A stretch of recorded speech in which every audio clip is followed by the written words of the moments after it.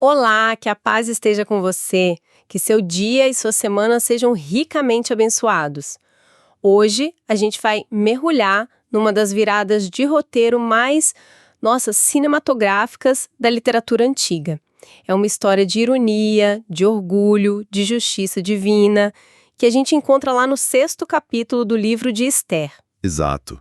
E para guiar a gente nessa conversa, nós vamos usar as notas e os comentários de duas bíblias de estudo excelentes, a versão Roman e a Nova Almeida atualizada. Elas vão ajudar a gente a entender o contexto, sabe? As nuances por trás do texto. E a nossa missão hoje é bem essa, né? Desvendar essas camadas. A gente quer entender como é que em A Insônia de um Rei, uma coisa assim aparentemente tão trivial, Uhum. pôde começar uma cadeia de eventos que não só salvou um homem, mas no fim das contas alterou o destino de um povo inteiro. Vamos ver como um plano de vingança vira, assim, uma humilhação pública monumental. Então, a história começa no meio da noite, lá no coração do império. O rei Assuero, que era provavelmente o homem mais poderoso do mundo, ele tá lá, mas não consegue dormir. E o que ele faz? Ele pede para lerem para ele o livro das crônicas, os registros oficiais. Me parece uma escolha meio, sei lá, burocrática para curar insônia, não acha? Pelas fontes, isso era comum. Ou tem algo mais aí? Essa é a pergunta-chave, né? Por um lado, sim, era uma prática de Estado. Um rei precisava se manter atualizado. Mas o texto ele não dá nenhuma razão para essa insônia. É um fato jogado ali, sem mais nem menos. E é justamente nessa falta de motivo que os comentaristas, tanto os antigos quanto os modernos, veem um ponto de virada. As notas de estudo sugerem que a narrativa nos convida a ler nas entrelinhas, sabe? A falta de uma causa natural para a insônia, assim, abre a porta para uma causa sobrenatural. A providência divina. Exatamente. É a providência divina agindo nos bastidores. Não é só um rei com insônia. É um momento perfeitamente orquestrado para ele se lembrar de uma coisa crucial. Uma coisa que, pelo visto, estava totalmente esquecida. Porque enquanto os servos leem os registros, eles chegam numa passagem específica. A história de como Mardoqueu, um funcionário judeu, descobriu um complô para assassinar o rei Ahaz. Isso, dos eunucos Bigtan e Teres. Exato. Mardoqueu salvou a vida dele. E ao ouvir isso, o rei para tudo e faz a pergunta que muda o jogo. Que honra e recompensa Mardoqueu recebeu por isso? E a resposta é um silêncio que deve ter sido constrangedor ali no palácio. Os servos respondem, nenhuma. Nenhuma. Nada. Pensa no que isso significa naquela cultura de honra e reciprocidade. O rei, o centro do poder, tinha uma dívida de vida com um súdito, e ela nunca foi paga. Isso era uma falha grave na ordem do reino. Ali o rei se dá conta de que tem uma injustiça gritante nos próprios registros dele. É impressionante pensar nisso, no caráter do Assuero. O que isso diz sobre ele? Que ele simplesmente esqueceu que alguém salvou a vida dele? Era sobrecarga, negligência. Provavelmente mistura de tudo isso, né? As cortes antigas eram enormes, caóticas, cheias de intriga. É bem plausível que, na confusão toda, a recompensa do Mardoqueu tenha se perdido na burocracia.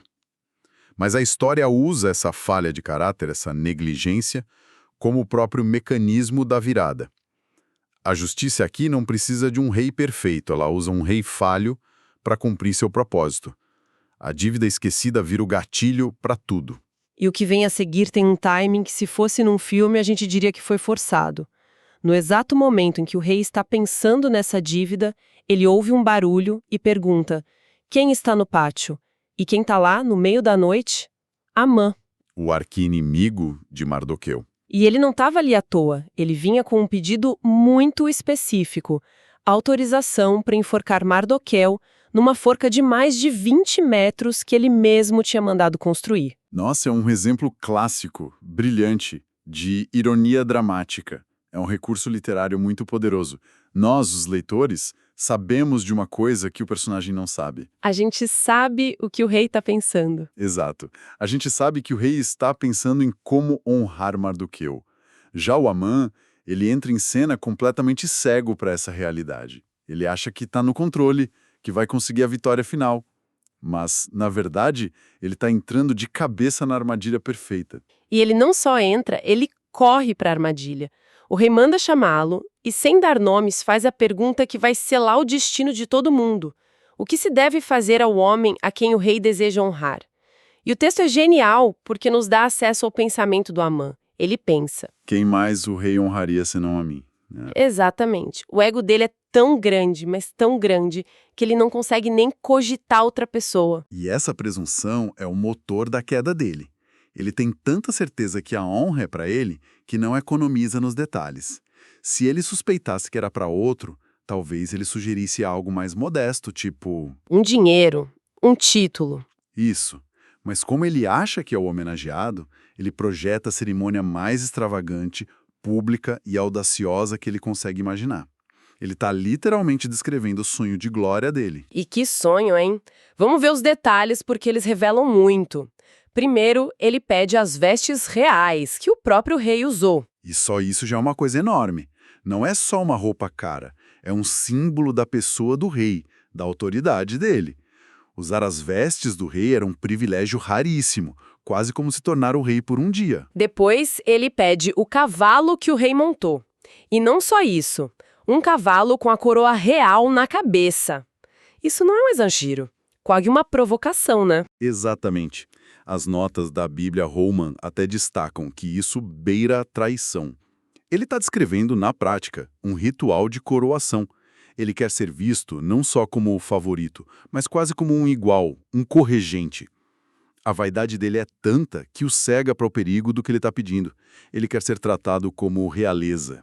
E o grande finale da cerimônia que ele imagina é a parte pública. Ele especifica que um dos príncipes mais nobres deveria vestir o homenageado e conduzi-lo pela praça da cidade, proclamando em voz alta: é isto que se faz ao homem a quem o rei deseja honrar. A publicidade era tudo. Ele queria que todo mundo visse. Com certeza, a honra não existia se não fosse pública. Ele não queria só ser honrado, ele queria que o status dele ficasse cimentado na mente de todo mundo. Então, o que a gente tira daqui é uma coisa fundamental da história. A justiça, nessa narrativa, ela não age com raios e trovões. Ela usa a própria arrogância do vilão como a arma para destruí-lo. Amã projeta com detalhes o roteiro da sua própria vergonha. E então vem o golpe de mestre. O rei Assuero ouve toda aquela descrição e, sem perder um segundo, dá ordem. Eu quase consigo ver o sorrisinho no rosto do rei quando ele diz para Amã: vá depressa, pegue as vestes e o cavalo como você falou e faça tudo isso para o judeu Mardoqueu. Nossa! E ele ainda completa: e não omita uma única coisa de tudo que você disse. O impacto disso no Amã deve ter sido físico. A ordem é de uma crueldade poética. O rei usa as próprias palavras do Amã contra ele, como você falou. E a estocada final: não omita coisa nenhuma. Ele força o Amã a ser o mestre de cerimônias da exaltação do homem que ele mais odeia. E ele mesmo tem que fazer, não pode delegar. Ele mesmo tem que pegar roupa ao cavalo, vestir Mardoqueu e ser o arauto da glória dele. É uma humilhação completa, pessoal e principalmente pública. E essa natureza pública é o que destrói o Amã. Não é só um plano que deu errado, é a reputação dele sendo desmantelada na frente de todo mundo. Exato. Numa cultura obcecada com honra e vergonha, o que o Amã sofreu ali na praça foi uma morte social.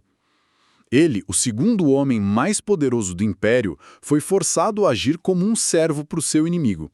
As fontes ressaltam que a partir desse momento a queda dele é inevitável.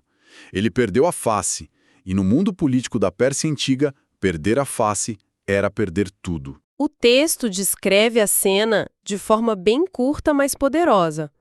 Amã faz o que foi ordenado e logo depois, no versículo 12, a gente vê o contraste que resume tudo. Mardoqueu volta para o seu posto na porta do rei como se nada tivesse acontecido. Ele retoma a vida dele. Já Amã, ele corre para casa angustiado de cabeça coberta. O que significa essa imagem dele cobrindo a cabeça? Cobrir a cabeça era um gesto universal de luto, de vergonha, de desgraça profunda no mundo antigo. Não é só tristeza, é a manifestação externa de uma catástrofe interna. Ele está sinalizando para todo mundo que sofreu uma derrota humilhante e irreparável. Ele chega em casa como um homem de luto pela própria honra que perdeu. E a gente esperaria que, nesse desespero todo, a família, os conselheiros, oferecesse algum consolo, um plano B, mas o que acontece é o exato oposto. A reação deles é talvez a parte mais sombria do capítulo. Sem dúvida. A reação da esposa dele, a Zeres, e dos amigos é o verdadeiro prego no caixão. Eles, que antes incentivaram ele a construir a forca, agora funcionam como um coro grego, anunciando a tragédia. Eles não oferecem ajuda, eles oferecem uma profecia.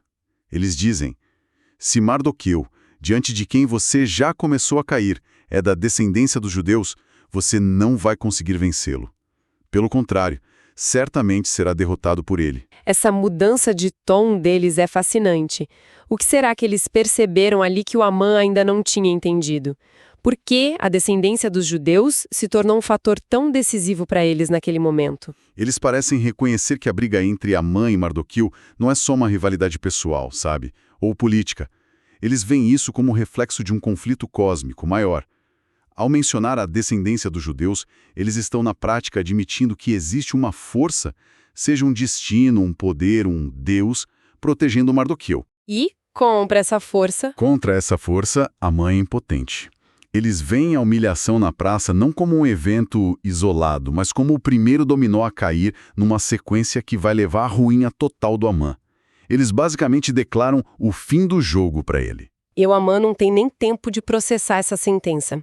O texto diz que, enquanto ainda falavam, os eunucos do rei chegam. E a linguagem é de urgência, eles vêm levá-lo às pressas para o segundo banquete da rainha Ester. O ritmo da narrativa acelera muito. Essa pressa é crucial na narrativa. Mostra que Amã perdeu completamente o controle. Antes, ele era quem manipulava, quem ditava o tempo. Agora, ele é só uma peça sendo movida no tabuleiro. Ele é arrastado da humilhação pública para a condenação em casa e direto para a armadilha final no banquete, sem um único momento para respirar ou pensar. A armadilha da Ester está prestes a se fechar. Então, olhando para trás, para tudo isso, o que a gente vê, em uma única noite, que começou com a insônia de um rei, o tabuleiro inteiro virou. O plano de um genocida ruiu e a exaltação de um homem condenado começou. É uma demonstração, assim, quase teatral de como o orgulho precede a queda. Exato. E de como a justiça pode surgir das formas mais irônicas e inesperadas. Isso nos deixa com uma questão importante para a reflexão que vai além do texto antigo. A história nos força a olhar para o que a gente considera acaso na vida. Uma noite sem sono, um documento achado sem querer, um encontro inesperado. Quantas vezes eventos que parecem pequenos, desconectados, são na verdade os pontos de articulação silenciosos, as dobradiças sobre as quais o resto da nossa história gira. A narrativa sugere que talvez não existam coincidências, apenas elos de uma corrente que a gente só consegue ver em retrospecto. Que Deus abençoe todos os ouvintes.